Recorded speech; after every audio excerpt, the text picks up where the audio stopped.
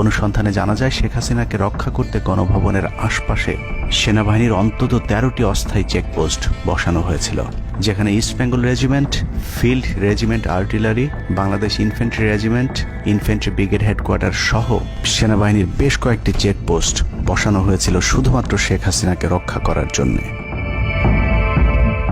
সেনাবাহিনীর এসব আর্মি অফিসারদের সম্মিলিত অপারেশনে ছাত্রদের উপর চালানো হয়েছে নির্মম নৃশংস হত্যাযজ্ঞ, কিন্তু এই হত্যাকাণ্ডই সেনাবাহিনীর ভেতরে থাকা দেশপ্রেমিক অফিসারদের বিবেকের দরজা খুলে দিয়েছিল।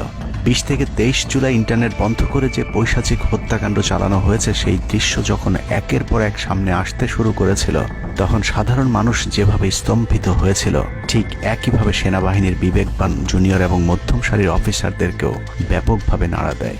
ভিডিওগুলো যত ছড়িয়ে পড়ছিল ততই থমথমে হয়ে উঠতে থাকে সেনাবাহিনীর অভ্যন্তরীণ পরিবেশ।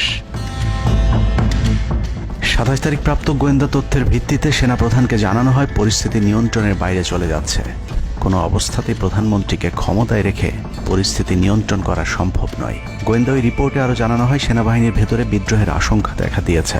বিশেষ করে মধ্যম সারি এবং জুনিয়র অফিসারদের ভেতর ব্যাপক অসন্তোষ লক্ষ্য করা যায়। একই রিপোর্ট প্রধানমন্ত্রীর অফিসকেও অবহিত করা হয়। সেই রিপোর্টের পরেও কঠোর অবস্থানে যাবার সিদ্ধান্ত নেওয়া হয় সরকারের পক্ষ থেকে। এদিকে গোয়েন্দা রিপোর্টের প্রেক্ষিতে সেনা ইউনিটের মধ্যম সারি, জুনিয়র অফিসার এবং সৈনিকদের উপর কঠিন সামরিক গোয়েন্দা নজরদারি চলতে থাকে, যে কারণে প্রচণ্ড ক্ষোভ থাকলেও কোনো ধরনের পূর্ব প্রস্তুতি ও পারস্পরিক যোগাযোগ না থাকায় সেনাবাহিনীর দেশপ্রেমিক অফিসার ও সৈনিকেরা কিংকর্তব্য বিমূঢ় হয়ে পড়েন। 27-28 দুই দিন এভাবেই টান উত্তেজনার মধ্য দিয়ে কেটেছে। 29শে জুলাই শেখ হাসিনাকে পরিস্থিতি সম্পর্কে ধারণা দিতে সেনাপ্রধান সারা দেশের অফিসারদেরকে নিয়ে সেনা সদরের হেলমেটে একটি ভিডিও টেলিকনফারেন্সের দরবার গ্রহণ করেন। সেই কনফারেন্স অপারেটরের অসাবধানতাবশত স্ক্রিনে হঠাৎ করে ক্যামেরা টার্ন অফ করা HPM নামে একটি বক্স ভেসে উঠেছিল। এরপরে উপস্থিত অফিসারেরা হাসিনার উপস্থিতির বিষয়টি বুঝে ফেলেন। অনেকের ধারণা শেখ হাসিনা উপস্থিত আছেন এটা বোঝাতেই HPM বক্সটি সবাইকে দেখানো হয়েছিল, যেন কেউ কোনো ধরনের অভিযোগ করতে না পারেন। কিন্তু সবাইকে অবাক করে বেশ কয়েকজন অফিসার তাদের ক্ষোভের কথা জানান। এর মাঝে রাজশাহী CMH এর একজন মেজর র্যাঙ্কের নারী চিকিৎসক 19 থেকে 23 তারিখ পর্যন্ত চলা ছাত্র হত্যার বিভীষিকাময় বর্ণনা তুলে ধরে আবেগী এক বক্তব্য দেন। সূত্র জানিয়েছে এ সময় সেনাবাহিনীর কয়েকজনকে কাঁপতে দেখা গেছে। একদিকে সেনাবাহিনীর উচ্চপদস্থ অফিসারদের মারমুখী অবস্থান, অন্যদিকে বেশিরভাগ জুনিয়রদের নিষ্ক্রিয়তার মধ্য দিয়ে সেনাবাহিনীতে স্পষ্ট দুটি ভাগ লক্ষ্য করা যায়। এরই মধ্যে সেনাবাহিনীর কাছে প্রাপ্ত গোয়েন্দা তথ্য অনুযায়ী যে কোনো সময় সেনাবাহিনীতে বিদ্রোহ দেখা দিতে পারে। বিশেষ করে লেফটেন্যান্ট কর্নেল থেকে নিচের অফিসারদের ভেতর ব্যাপক ক্ষোভের বিষয়টি গোয়েন্দা প্রতিবেদনে জানানো হয়। সেই প্রেক্ষিতে 3 তারিখ শর্ট নোটিসে আরেকটি টেলিকনফারেন্স কল করা হয়। মূলত ওই রিপোর্টের প্রেক্ষিতে হাসিনার বিশ্বস্ত ওয়াকার হাসিনা থেকে মুখ ফিরিয়ে নেন, কারণ হাসিনাকে বাঁচাতে গিয়ে তিনি নিজের জীবন বিপদে ফেলতে চাননি। 3 তারিখ কনফারেন্সের শুরুতেই সবাইকে ঠান্ডা রাখতে একটি মোনাজাত করা হয়েছিল। যে মোনাজাতে গুরুত্বপূর্ণ একটি দোয়া ছিল, রাব্বানা লা তাজআলনা মাআল কওমিজ জালিমিন, অর্থাৎ হে আল্লাহ, আমাদেরকে জালিম সম্প্রদায়ের অন্তর্ভুক্ত করবেন না। এ সময় পুরো দরবার রুমে পিন পতন নীরবতা লক্ষ্য করা গেছে। মূলত এই মোনাজাতের মধ্য দিয়ে ফয়সালা হয়ে যায় সেনাবাহিনী কাদের পক্ষে দাঁড়াবে। সেনা সূত্র থেকে পাঠানো এসব তথ্যে উঠে এসেছে সেনাবাহিনী কোন কোন এলাকায় ছাত্র জনতার উপর গুলি চালিয়েছিল এবং কতটা পরিকল্পিতভাবে মানুষ হত্যার ছক কষা হয়েছিল। 4 তারিখও সেনাবাহিনীর ভূমিকা ছিল অত্যন্ত অস্পষ্ট। কিছু জায়গায় সেনাবাহিনী ছাত্রদের পক্ষে, আবার কিছু জায়গায় ছাত্রদের উপর গুলিও চালিয়েছে। 4 আগস্ট সবার প্রথম 24 ডিভিশন চট্টগ্রামের GOC lieutenant general Mainur Rahman তার বাহিনীকে ছাত্রদের পাশে দাঁড়ানোর নির্দেশ দেন। 5 তারিখ সকাল পর্যন্ত আর্মির ভূমিকা ছিল অত্যন্ত সন্দেহজনক। সকাল 10টা পর্যন্ত আর্মি কড়াকড়িভাবেই দায়িত্ব নিয়েছিলেন। বিশেষ করে গণভবনের আশপাশে 12টা পর্যন্ত ছাত্রদেরকে ভয় দেখাতে কয়েক রাউন্ড লাইভ অ্যামুনেশন ফায়ার করা হয়। 4 তারিখ 3 বাহিনী প্রধান, পুলিশ প্রধান এবং DGFIর সারা রাত নির্ঘুম কেটেছে। 3 থেকে 5 তারিখ পর্যন্ত গুরুত্বপূর্ণ কিছু ঘটনা ঘটেছে, সেটা তুলে ধরবার আগে শেখ হাসিনার পালিয়ে যাওয়ার বর্ণনা দিয়ে আসা যাক।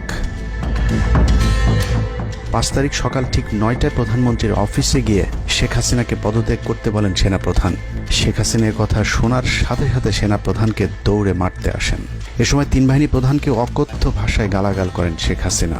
জেনারেল ওয়াকারকে হাসিনা বলেন, তুই পুলিশকে দেখে শিখতে পারিস নাই? এ সময় বিমান বাহিনী প্রধান সজীব ওয়াজেদ জয়কে ফোন করে তার মাকে বোঝানোর জন্য অনুরোধ করেন।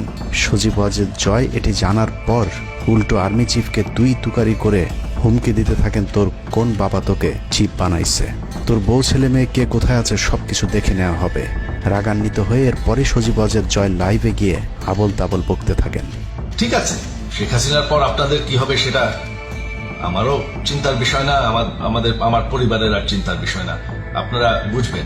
এরই মধ্যে 9:30 বেজে যায়। শেখ হাসিনাকে কোনোভাবে রাজি করাতে না পেরে সেনাপ্রধান হাসিনাকে দুটি বিকল্প দেন, পদত্যাগ অথবা গ্রেফতার।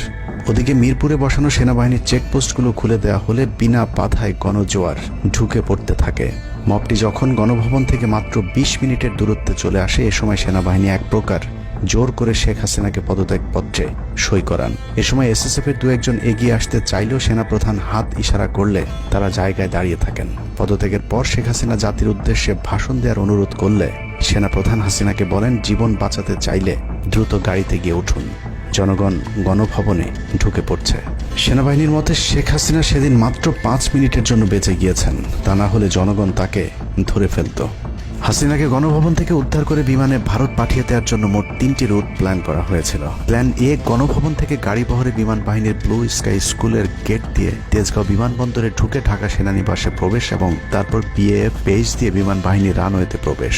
সেখান থেকে বিমান বাহিনীর C-130 যে বিমানে ভারতে উড্ডয়ন। দুর্ভাগ্যজনকভাবে ততক্ষণে বিপ্লবী জনতা শেওড়াপাড়া রাস্তা দিয়ে বিমান বাহিনীর ব্লু স্কাই স্কুলের গেট ক্রস করে আগারগাঁও চৌরাস্তা পর্যন্ত চলে এসেছিল। ওদিক দিয়ে ক্যান্টনমেন্টের জাহাঙ্গীর গেটও ছাত্র জনতার দখলে, তাই গণভবন থেকে গাড়িতে করে ঢাকা সেনানিবাসে ঢোকার সব পথ বন্ধ হয়ে গিয়েছিল, যে কারণে প্ল্যান বি অবলম্বন করতে হয়েছিল হাসিনাকে উদ্ধারকারীদের। প্ল্যান বি অনুযায়ী গণভবন থেকে বিমান ঘাঁটিতে যাওয়ার তখন একটাই পথ বাকি ছিল, তা হলো হেলিকপ্টারে যাওয়া। বিমান বাহিনীর MI-17 হেলিকপ্টার চন্দ্রিমা উদ্যানের পাশে বাণিজ্য মেলার মাঠে এসে অবতরণ করে। খুনি হাসিনা চন্দ্রিমা উদ্যানের পাশের রাস্তা দিয়ে বাণিজ্য মেলা মাঠে প্রবেশ করে এবং সেখান থেকেই হেলিকপ্টারে করে বিমান বাহিনী ঘাঁটিতে নিয়ে যাওয়া হয় তাকে। সেখানে গিয়ে তারেক সিদ্দিকী এবং সালমান এফ রহমানের জন্য কিছুক্ষণ অপেক্ষা করে শেখ হাসিনা। তবে শেষ পর্যন্ত সালমান এফ রহমানের পৌঁছাতে দেরি হয় শেখ হাসিনাকে নিয়ে কোনো গন্তব্য ছাড়াই 10:45 মিনিটে উড়াল দেয় বিমান বাহিনীর C-130 জুলিয়েট বিমানটি। সাধারণত বিমানের রুট ব্যবহারে কোড ব্যবহার করতে হলেও সেটা করেনি। রাডার ফাঁকি দিতে জীবনের ঝুঁকি নিয়ে এই পদ্ধতি অবলম্বন করা হয়েছিল। ফুল ফুয়েল লোড করা হয়, ভারতে যদি জায়গা না হয় তাহলে যেন মধ্যপ্রাচ্যের কোনো দেশ পর্যন্ত চলে যাওয়া যায়। মোট 9 জন পাইলটকে নিয়ে বিমানে ওঠানোর পর কোনো ধরনের নির্দেশনা বা ম্যাপ প্ল্যানিং ছাড়াই পাইলটদেরকে বলা হয় টেক অফ করতে। বিমানটি প্রথমে যশোরের উপর দিয়ে কলকাতায় পৌঁছালে সেনাপ্রধান জাতির উদ্দেশ্যে ভাষণের ঘোষণা দেন, কিন্তু কলকাতায় ল্যান্ডিংয়ের পারমিশন না দিলে সেখান থেকে শেখ হাসিনাকে বহন করা বিমানটি চলে যায় আগরতলায়।